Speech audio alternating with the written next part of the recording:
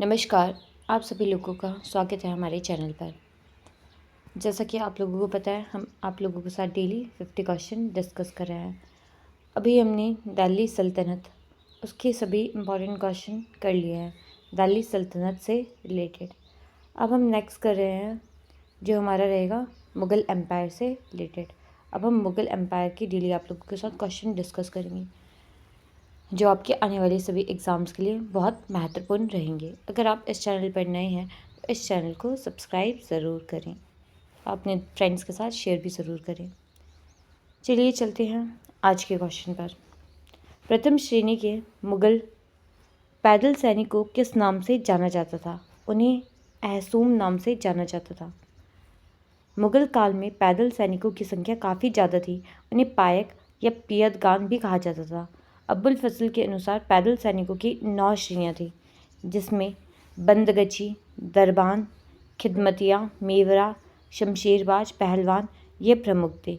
प्रथम श्रेणी के मुग़ल पैदल सैनिक को अहसूम के नाम से जाना जाता था।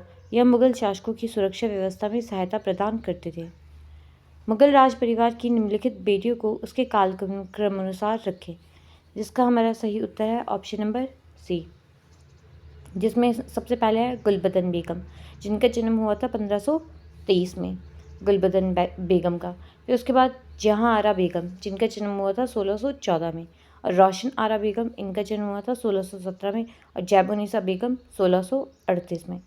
जो गुलबदन बेगम है बाबर की पुत्री तो था हुमायूं की बहन है। गुलबदन बेगम यह किसकी पत्नी है, किसकी बहन है? ये बाबर की। याद रखना, जो हमारा सबसे पहले इंडिया में आया था। बाबर के बाद आप लोगों को पता है कौन आया था? बाबर, हुमायूं, हुमायूं के बाद अकबर, अकबर के बाद शाहजहां, अकबर के बाद जहांगीर, जहांगीर के बाद शाहजहां, शाहजहां के बाद औरंगजेब। यहाँ पे जो बाबर है, जो गुलबदन बेगम है, गुलबदन बेगम किससे रिलेटेड है? बाबर, क्योंकि बाबर की क्या थी? डॉटर, और हुमायूं की क्या थी? बहन। फिर जहां आरा बेगम और रोशन आरा बेगम, ये दोनों किसकी मतलब की बेटियाँ थी? यह शाहजहां की पुत्री थी। एक हमारी बाबर की पुत्री होगी और दो हमारी शाहजहां की। कौन कौन सी? जहां आरा बेगम और रोशन आरा बेगम। और फिर हमारी लास्ट है औरंगजेब की पुत्री, हमारी कौन है? वह है जैबुनिसा बेगम।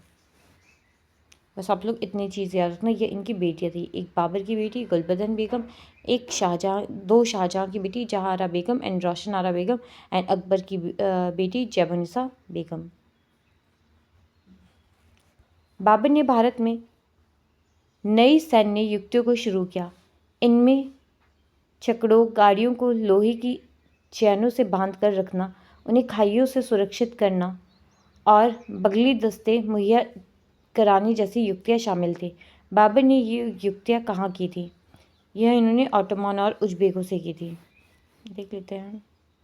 यस, मुगल वंश के संस्थापक बाबर ने भारत में विजय प्राप्त करने के लिए नई सैन्य रणनीति को अपनाया, जो उसने मध्य एशिया में ऑटोमान और उज़्बेकों से साम्राज्य प्रकंपी लड़ाइयों के दौरान सीखी थी। इसने बंदूक का प्रयोग, तुर्कों से घुड़सवारी, देखो बंदूक का प्रयोग पूछा जाता है, बंदूक का प्रयोग किससे सीखा? वह इन्होंने ईरानियों से सीखा। और तुर्कों से क्या सीखी? तुर्क से इन्होंने घुड़सवारी सीखी। और उज़्बेकों से बगली दस्ते, तुलगमा व्यूह प्रणाली, मंगोल व अफगानों से व्यूह रचना सीखी। साथ ही उस्मानिया युक्ति के अनुसार उसने दो गाड़ियों के बीच छाती की ऊंचाई के बराबर पर तोप रखने की जगह बनाई। पानीपत एवं खानवा की लड़ाइयों में उसने दोहरी सुरक्षा के लिए सामने खाई खुदवाई। इन सभी नवीन सैन्य प्रणाली को व्यापक पैमाने पर प्रयोग करके उसने अपने विजय का मार्ग प्रशस्त किया। यहाँ पे बताना है कौन सा कथन सही है, जिसमें ये सारे ही कथन हमारे सही है। एक बार देख लेते हैं सारे कथन को। मार्गों की सुरक्षा को प्रशासन का एक प्रमुख दायित्व माना जाता था।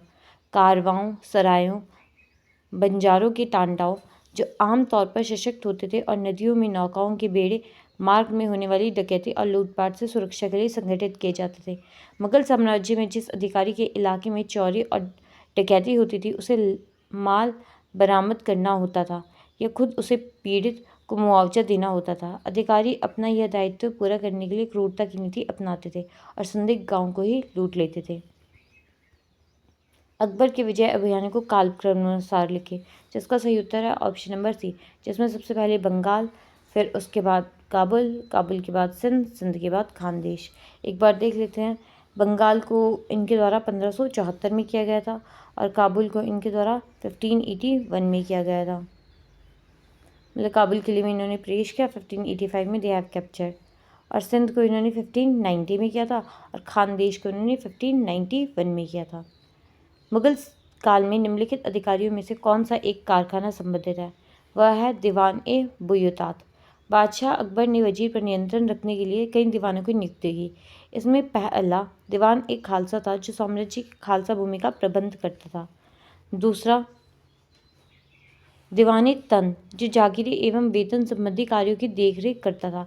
और तीसरा दीवाने बयूतात जो विभिन्न कारखानों के आय व्यय का ब्यौरा रखता था। दीवान इ तब्जी सैनिकों की लेखा जोखा रखता था। केंद्रीय राजकोष की देखभाल मुशर्रफी एक खजाना नामक अधिकारी के द्वारा किया गया था।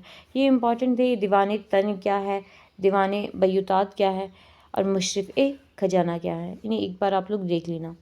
मुगल काल में इजरा क्या थी? मुगल काल में इजरा राजस्व कृषि की एक व्यवस्था थी। मुगल सैन्य व्यवस्था में दाखिली कौन थे?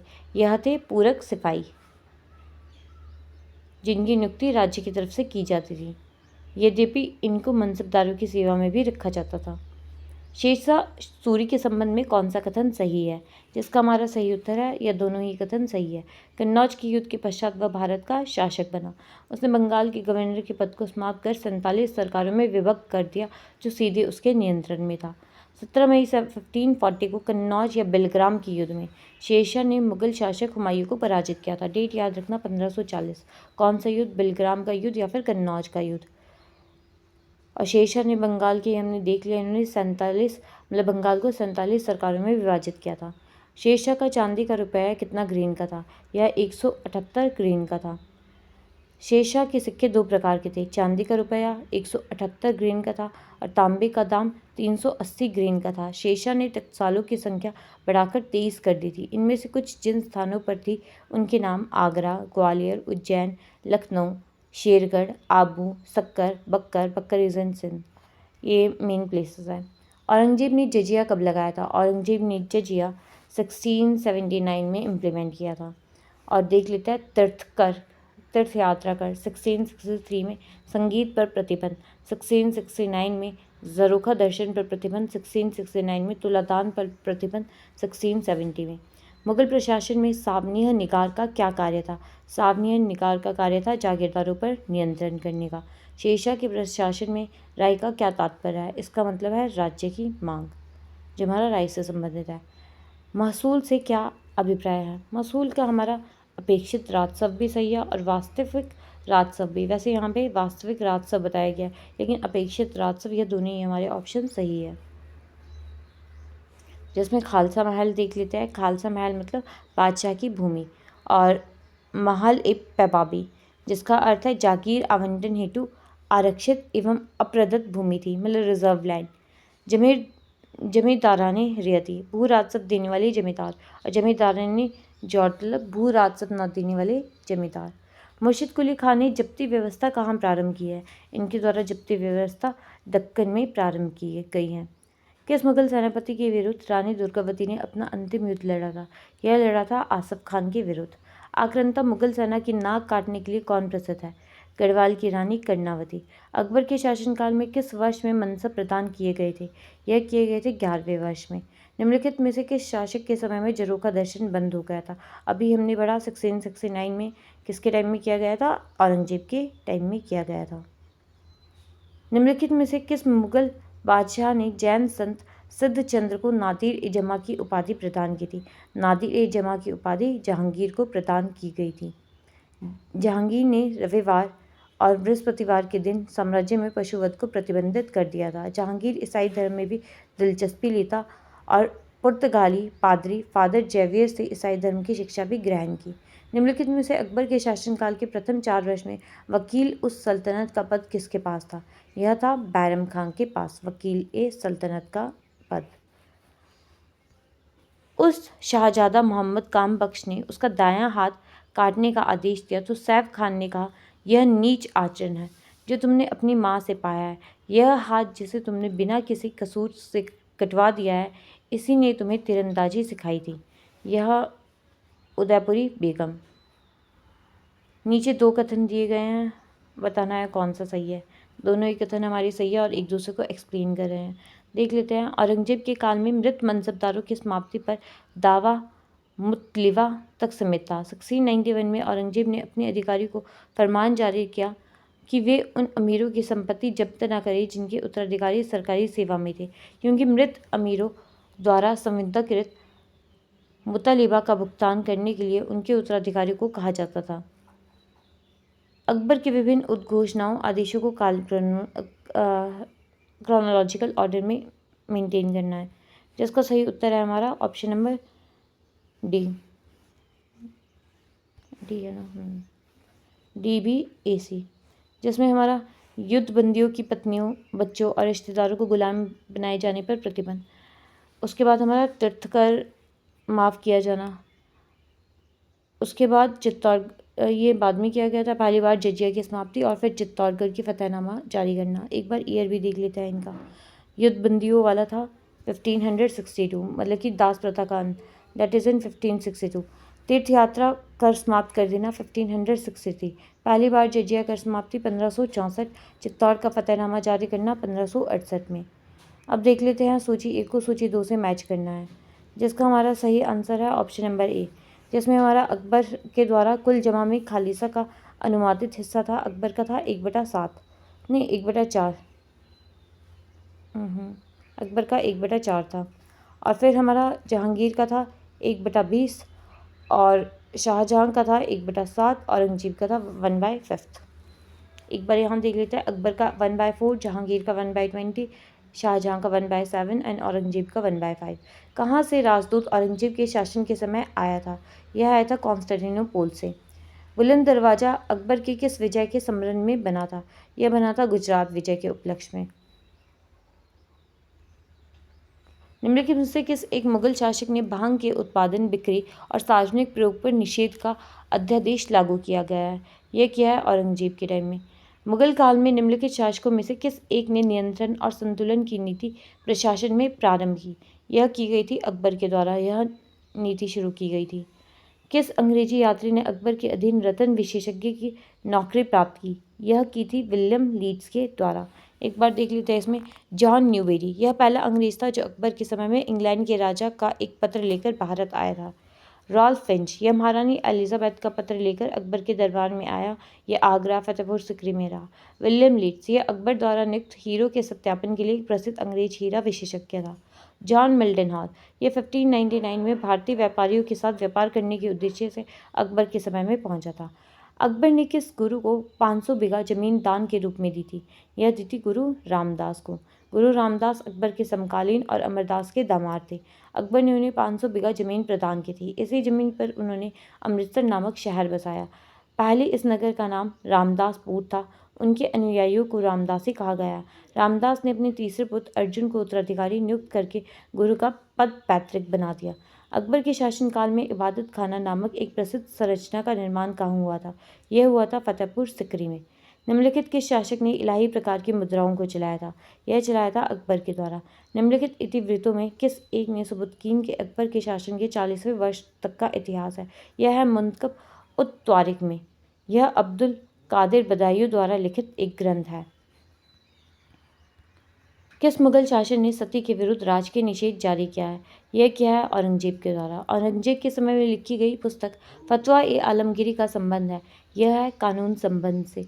अकबर के विजय के संदर्भ में निम्नलिखित पर विचार कीजिए, जिसका हमारा सही उत्तर है ऑप्शन नंबर बी, जिसमें हमारा पहले आना था सिंध विजय, फिर उड़ीसा विजय, फिर बलूचिस्तान विजय एंड लास्ट कांधार विजय। एक बार ईयर देख लीजिए।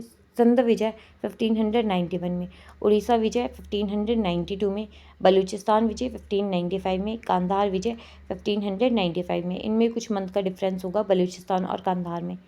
मुगल बादशाह जहांगीर के समय आगरा स्थित डच फैक्ट्री का प्रमुख कौन था? वह था फ्रांसिस्को पैलसर्ट। निम्न में से कौन जहांगीर के समय का चित्रकार नहीं था? ख्वाजा अब्दुल समद, यह नहीं था। यह बार बार यूजीसी नेट वगैरह में भी पूछा जाता है।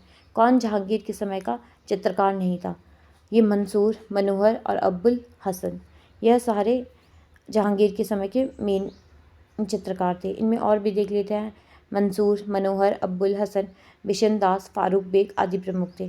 ख्वाजा अब्दुल समद, ये अब्दुल समद अकबर के टाइम का चित्रकार था, जिसे अकबर ने टकसाल का अधिकारी भी बनाया था।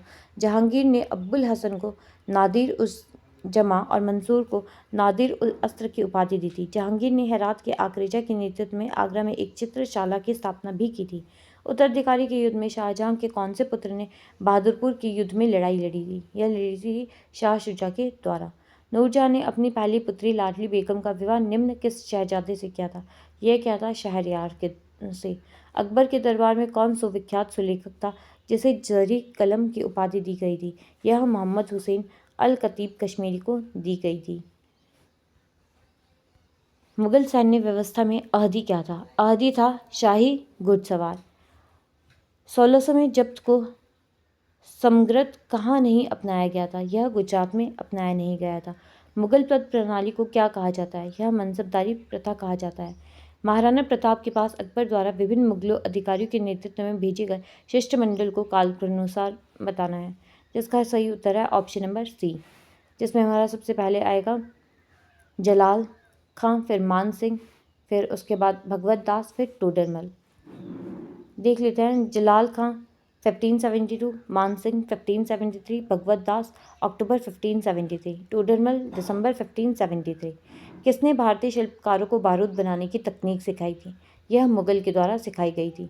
मुगलकालीन भारत में दस्तूर उल अमल किस विषय से संबंधित था? यह प्रशासनिक नियमावली से संबंधित था।